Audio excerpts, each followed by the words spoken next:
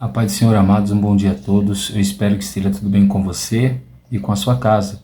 Hoje é o dia 325 da nossa leitura anual. Fique conosco.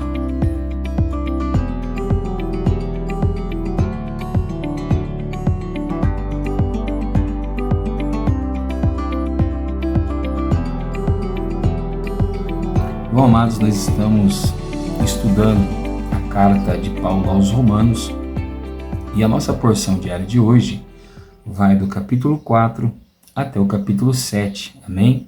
São capítulos bem dinâmicos, né? Eu creio que você vai conseguir fazer essa leitura com bastante calma e tranquilidade, amém? Espero que você consiga meditar e guardar essa palavra no coração. O nosso texto devocional de hoje se encontra no capítulo 6, os versos 1 e 2, que nos diz assim: Que diremos então? Continuaremos no pecado para que a graça aumente ainda mais? De modo nenhum. Como viveremos ainda no pecado, nós que já morremos para ele? Amém? Bom, amados, nós vimos dos capítulos 1 a 3 de Romanos que o apóstolo Paulo foi levantado como apóstolo dos gentios, né? E como pregador da graça de Cristo Jesus. E como pregador dessa graça maravilhosa, ele veio apresentando a salvação somente por Cristo Jesus, né? Nós já vimos nos evangelhos, vimos também no livro de Atos dos Apóstolos, que essa pregação ela não é unânime de Paulo. Na verdade, a pregação pela salvação somente através de Cristo Jesus, ela é uma marca do evangelho verdadeiro, né? Todo evangelho verdadeiro prega a salvação somente por meio de Cristo Jesus. Amém? E o apóstolo Paulo vem nos mostrando então que a salvação por meio de Cristo Jesus não depende de obras, né? A salvação por meio de Cristo Jesus depende unicamente da fé. Então, ao passo que você crê em Cristo Jesus e no sacrifício que ele fez por mim e por você, você é salvo, correto? E o homem, então, ele tem uma única tarefa. Ele tem que reconhecer que por si só ele não consegue se salvar, não consegue abandonar o pecado e nem ter uma vida de santidade, mas que por meio de Jesus, né, ele consegue então abandonar o pecado, se salvar dele e ter uma vida de santidade. Então, no capítulo de número 3, o apóstolo Paulo ele vai mostrar um poder maior da fé, né? Mais amplo, melhor dizendo. Então ele vai mostrar, por exemplo, da vida de Abraão, que a fé ela é poderosa não somente para nos salvar, mas para nos levar ao cumprimento das promessas de Deus, né? E ele vai dizer que Abraão ele não foi justificado por obras também, e sim pela sua fé. Ou seja, foi a fé de Abraão que fez com que ele alcançasse as promessas que Deus havia feito para ele, sendo que ele não era merecedor de nenhuma dessas promessas. Então, todas as promessas que Abraão recebeu não foi por mérito, mas foi por graça, certo? Então, Abraão não fez nada de grande para receber Isaac, para receber a terra que Deus havia prometido para ele. Não. Abraão, na verdade, foi agraciado. O mérito não é de Abraão, o mérito é de Deus. Da mesma forma, então, ele vai usar Davi como exemplo. E ele vai mostrar que Davi foi perdoado dos seus pecados, não porque ele merecia ser perdoado, mas porque Deus foi misericordioso com Davi. Então, aquele perdão também não era mérito de Davi, mas mérito da graça de Deus. Ou seja, tudo que acontece, toda a ação de Deus em nossa vida, não é porque nós merecemos, não é porque nós fazemos alguma coisa de bom, não, mas é porque o Senhor, em sua graça maravilhosa, teve compaixão de nós e decidiu nos ajudar em nossas fraquezas. Então ele vai dizer para nós que assim como Abraão também foi abençoado pela fé e foi salvo pela fé, nós assim também podemos alcançar essas bênçãos e a salvação pela fé em Cristo Jesus. Depois, no capítulo 5, o apóstolo Paulo vai mostrar para nós que a fé, a justificação pela fé, ela nos traz um benefício maior. Qual o benefício? Ela nos traz paz com Deus. Se o pecado nos faz inimigos de Deus, e é realmente isso que o pecado faz, porque todo aquele que peca ofende a Deus, então quem peca se faz inimigo de Deus, a justificação pela fé, ela vai quebrar essa barreira de inimizade e vai nos fazer ser amigos de Deus, né? Então todo aquele que crê em Jesus como único e suficiente Salvador da sua vida, ele passa de inimigo para amigo de Deus, né? E ele vai usar ainda um versículo de número 6 do capítulo 5, que é muito importante. Ele fala assim: porque Cristo, quando nós ainda éramos fracos, morreu ao seu tempo pelos ímpios. Dificilmente alguém morreria por um justo, embora por uma pessoa boa alguém tenha coragem para morrer. Mas Deus prova o seu próprio amor para conosco pelo fato de Cristo ter morrido por nós quando ainda éramos pecadores. Então ele está dizendo para nós que essa paz que nós temos com Deus também não é mérito nosso, é mérito de Jesus. Porque quando Jesus nos amou, nós ainda éramos inimigos de Deus. Então ele amou inimigos e não amigos. E tendo nos amado, ele nos deu essa oportunidade de sermos feitos amigos de Deus. Que benefício maravilhoso, né? E então, o apóstolo Paulo vai usar mais um exemplo. Qual exemplo? Por meio de Adão, que foi o primeiro homem a pecar, o pecado entrou sobre toda a humanidade. Então, por um único homem veio o pecado no mundo, certo? Assim também, a justiça de Deus vai vir por um único homem. Que homem? Jesus. Então, Jesus, ele traz o efeito reverso de Adão.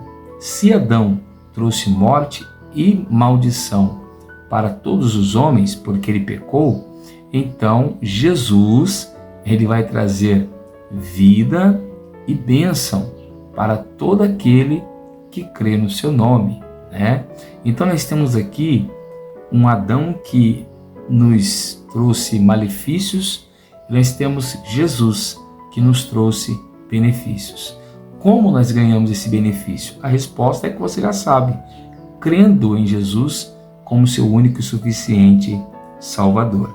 Então, o apóstolo Paulo vai soltar aquele verso maravilhoso, né, que ecoa no coração de muitas pessoas a partir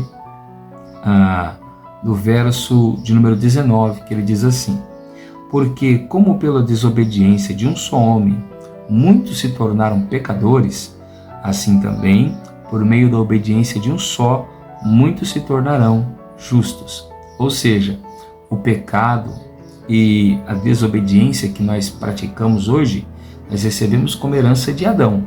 Mas a obediência e a justiça que nós vivemos hoje, nós recebemos como herança de Jesus. Se há uma herança, eu não contribuí em nada para isso. É tudo mérito de Jesus.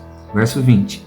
A lei veio para que aumentasse a ofensa, mas onde aumentou o pecado, aumentou muito mais a graça, a fim de que, como o pecado reinou pela morte, assim também a graça reinasse pela justiça que conduz à vida eterna por meio de Jesus Cristo, nosso Senhor.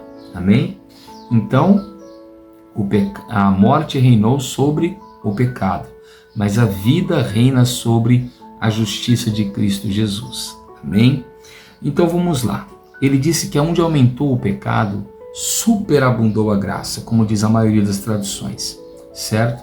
Então, ou seja, quanto maior o pecado, maior a graça que é derramada sobre a vida da pessoa. O que é graça? Uma ajuda que eu não mereço. Então, quanto mais eu pequei, mais Deus vai me ajudar a sair desse pecado? A resposta é sim, porque quanto mais pecado eu cometi, mais graça eu preciso, maior ajuda eu preciso, né? Agora, então significa que eu devo pecar muito para receber muita graça?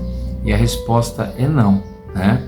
Tem muitas pessoas que pensam assim: se a salvação, Tiago, é pela fé, e não por obras, então eu não preciso fazer nada, eu não preciso contribuir em nada. Eu posso viver numa vida de pecado e assim Jesus vai me salvar, porque se a salvação é pela graça, né? Não somos nós que nos salvamos, mas é Jesus, então eu nada preciso fazer. Isso é um erro muito grande, porque o fato da salvação ser pela graça não significa que eu tenho o direito de viver no pecado. Muito pelo contrário. Olha o que o apóstolo Paulo vai dizer então no capítulo 6, versos 1 e 2. Que diremos então? Continuaremos no pecado para que a graça aumente ainda mais? De modo nenhum. Todo aquele que é salvo por Cristo Jesus, ele tem por obrigação que abandonar o pecado. Porque olha o que ele diz no verso 2. Como viveremos ainda no pecado, nós que já morremos para ele? Mas pastor, eu não fui salvo pela graça? Eu não morri. Sim, nós morremos. Lá na cruz do Calvário, Jesus estava morrendo por nós. E quando nós descemos as águas do batismo, nós estamos morrendo para Cristo. O batismo representa a morte do homem para Deus, né? Então todo aquele que é salvo pela graça, ele precisa descer as águas do batismo e dessa forma ele está mostrando que ele está morrendo para o mundo e morrendo para o pecado. E assim ele vai ter uma nova vida para Deus. Se antes ele usava os membros do seu corpo para servir o pecado, agora esse homem que está salvo pela graça, pelo favor de Jesus, ele não vai fazer isso. Ele vai ser servo da justiça e servo da obediência. É o que diz o capítulo 6, verso 18. E uma vez libertados do pecado, foram feitos servos da justiça, certo? Então aquele que foi salvo por Jesus, ele foi comprado. Ele não está livre para sair pecando como bem quer, não. O salvo pela graça foi ajudado sem merecer, mas ele foi comprado por um preço de sangue e agora ele não serve ao pecado, ele serve a Jesus. Então não são as minhas obras que me salvam, e sim o sangue de Jesus. Porém Jesus me salva, me compra para ele e agora eu devo a ele o meu serviço e a minha devoção. Amém? Bom, no capítulo 7 nós vamos ter aqui uma nova exemplificação, né? Mas antes é importante nós lermos o verso de número 23 do capítulo 6, que diz assim: porque o salário do pecado é a morte, mas o dom gratuito de Deus é a vida eterna em Cristo Jesus nosso Senhor. Qualquer pessoa que quer viver no pecado, essa pessoa irá morrer eternamente. Mas quem quiser receber o dom da vida eterna, ela precisa unicamente crer em Jesus. Amém? Bom, então o apóstolo Paulo vai explicar como isso funciona. Porque a lei, como nós já vimos na carta aos Romanos, ela mostrou para nós que nós somos pecadores, certo? E todo homem, antes de se casar com Jesus, ele foi casado com a lei, ou ainda está. Em muitas igrejas que se dizem cristãs, as pessoas, elas não estão casadas com Jesus, elas estão casadas com a lei. Então o apóstolo Paulo ele vai usar o exemplo de um casamento. Ele diz assim: uma mulher que se casou com um homem, ela está obrigada a viver com aquele homem enquanto aquele homem viver. Mas morrendo o homem ou a mulher, um dos dois estão livres para um novo relacionamento conjugal. Então vamos lá. O apóstolo Paulo está dizendo que nós estávamos casados com a lei. E quando nós estávamos casados com a lei, nós não poderíamos nos separar da lei. Assim, a lei mostrava para nós constantemente que nós éramos errados, pecadores, culpados, injustos, certo? Mas quando Jesus morreu na cruz e nós passamos a crer nele, Jesus nos matou, certo? Nós morremos com ele no batismo, como nós já falamos. E a morte no batismo, ela nos traz uma possibilidade. Qual é a possibilidade? De nós sermos livres daquele primeiro casamento com a lei. Assim, Jesus, ao nos tirar das águas do batismo, ele está nos ressuscitando.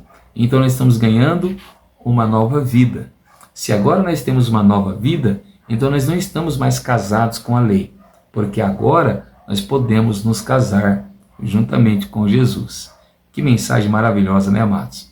E se nós nos casamos com Jesus, nós pertencemos a Ele e não à lei mais, que mostrávamos que nós éramos pecadores. Jesus, pelo contrário, Ele vai mostrar para nós que se nós nos casamos com Ele, agora nós somos justos diante de Deus, inculpáveis, inocentes diante de Deus, porque o pecado que nos acusava, Jesus tomou sobre si, e agora a graça que nos favorece, Jesus derramou sobre nós. Amém?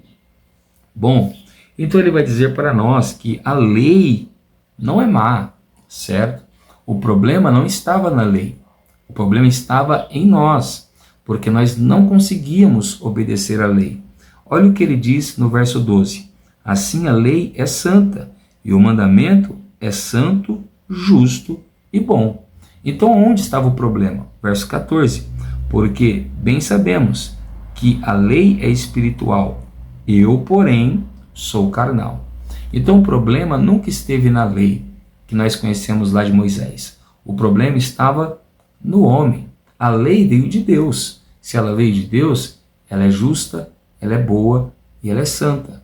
Porém, a sua justiça, a sua bondade e a sua santidade mostrava para nós que nós éramos errados, pecadores e falhos, correto?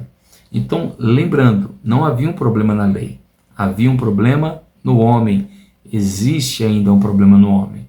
Então nós não poderíamos continuar casados com a lei, porque a lei continuaria nos mostrando que nós somos errados. Então quando nós morremos com Jesus no batismo e nos casamos com Ele pela ressurreição, nós estamos livres para nos casar com Ele. Assim Jesus vai mostrar para nós que nós podemos servir a Ele, né, com liberdade.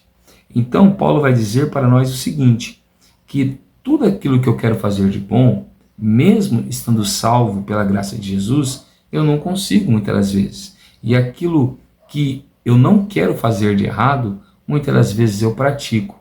E ele vai dizer que isso é uma briga dentro de nós. É uma briga do meu espírito, que é bom, da minha carne, que é má.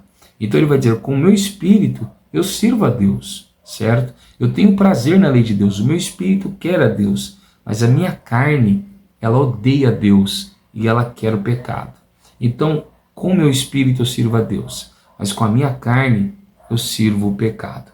Então Paulo vai dizer assim no verso 24, miserável homem que eu sou, quem me livrará do corpo dessa morte?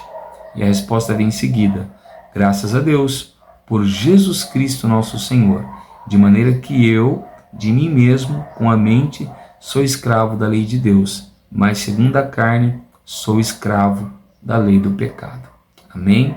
Então ele vai dizer, com meu espírito eu sirvo a Deus, e infelizmente a minha carne serve ao pecado. Quer saber como termina essa trama do pecado e da justiça de Deus? Eu vou te convidar a estar aqui conosco amanhã, no Romanos capítulo 8. Deus vai nos abençoar poderosamente. Amém? Eu sou o pastor Tiago, da Igreja Pentecostal Poder da Palavra, e eu quero orar por você neste momento. Abra o seu coração, feche seus olhos e ore juntamente comigo. Senhor nosso Deus e nosso Pai, nós vimos hoje na Tua Palavra que a justificação pela fé, ela nos leva ao cumprimento das promessas, ela nos leva ao perdão dos pecados e ela nos leva a ter paz com Deus. Senhor, todo homem que crê no seu sacrifício, ele tem o direito de receber suas promessas, ele tem o direito de ser perdoado dos seus pecados e ele tem o direito de ser amigo de Deus. Mas infelizmente, Senhor, há muito pecado em nós muitas das vezes e a Tua graça, ela tem se mostrado maravilhosa para conosco. Senhor, mas não é o fato de nós sermos salvos pela graça que nós vamos continuar pecando. Muito pelo contrário, porque a Tua graça nos obriga a ter uma vida de santidade e de obediência ao Senhor. Senhor, a Tua palavra também nos mostrou que o Senhor nos livrou do nosso primeiro marido, que era a lei. Ele era bom, mas ele mostrava para nós o quanto nós éramos falhos. E o Senhor, nos trazendo das águas do batismo, nos casou contigo, Senhor. Assim o Senhor nos mostra que em Ti nós podemos ser santos, justos e perfeitos. Ajuda-nos, ó Pai, a termos uma vida de obediência, de santidade e de retidão na sua presença. Para a glória e louvor do nome santo de Jesus. Amém. Se você tem gostado desse trabalho, deixe o like, compartilha e se inscreva. Assim você vai poder nos acompanhar todos os dias. Que Deus te abençoe, fique com Ele e tenha uma ótima quinta-feira.